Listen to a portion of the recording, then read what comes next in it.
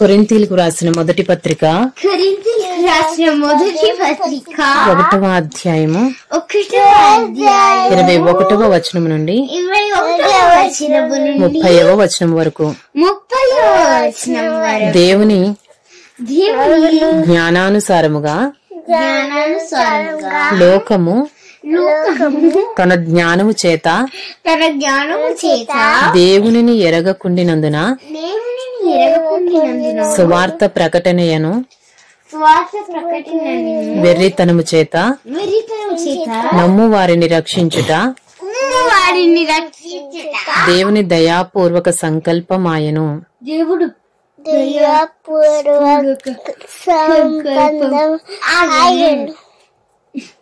యూదులు సూచక క్రియలు చేయమని అడుగుచున్నారు. గ్రీసు దేశస్థులు జ్ఞానము వెదకుచున్నారు. అయితే మేము సిలువ వేయబడిన క్రీస్తును ప్రకటించుచున్నాము. ఆయన యూదులకు ఆటంకముగాను అన్యజనులకు వెర్రితనముగాను ఉన్నాడు. కాని యూదులకేమి గ్రీసు దేశస్థులకేమి పిలువబడిన వారికే క్రీస్తు దేవుని శక్తియును దేవుని జ్ఞానమునై ఉన్నాడు. దేవుని వెర్రితనము మనుష్య జ్ఞానము కంటే జ్ఞానము గలది. దేవుని బలహీనత మనుషుల బలము కంటే బలమైనది. సహోదరులారా, మిమ్మల్ని పిలిచిన పిలుపును చూడుడి. మీలో లోకరీతిని జ్ఞానులైనను ఘనులైనను గొప్ప వంశము వారైనను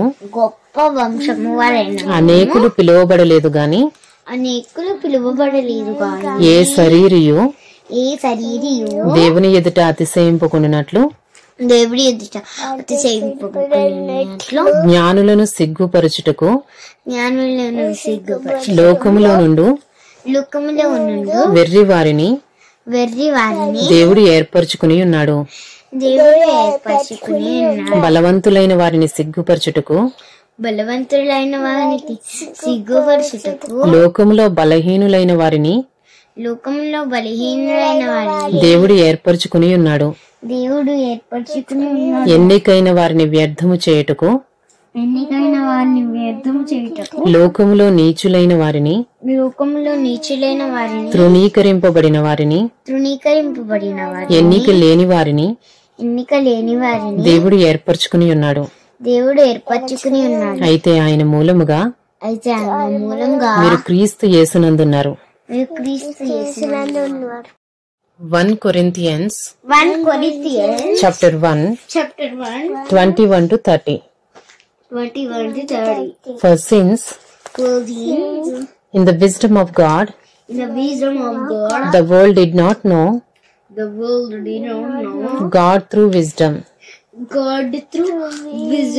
it pleased God through the folly of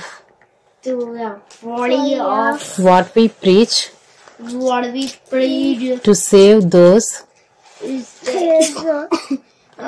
who believe. For Jews demand signs and Greeks seek wisdom. But we preach Christ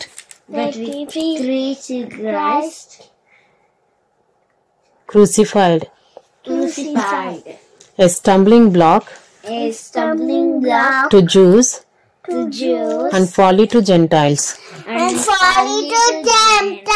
But to those who are called both Jews and Greeks, Christ the power of God and the wisdom of God. For the foolishness of God is wiser than men, wiser than men. And the weakness of God is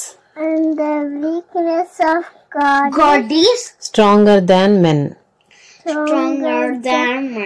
For consider your calling, brothers.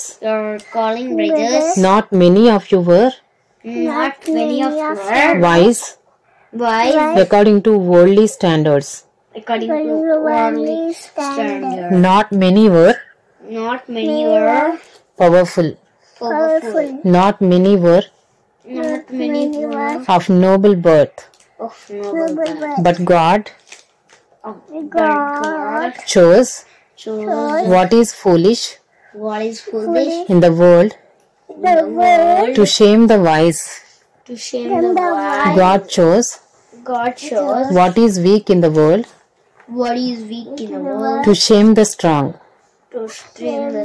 God chose what is low and despised in the world,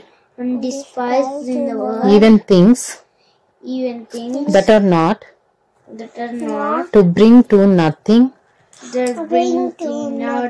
things that are, so that no human being might boast in the presence of God.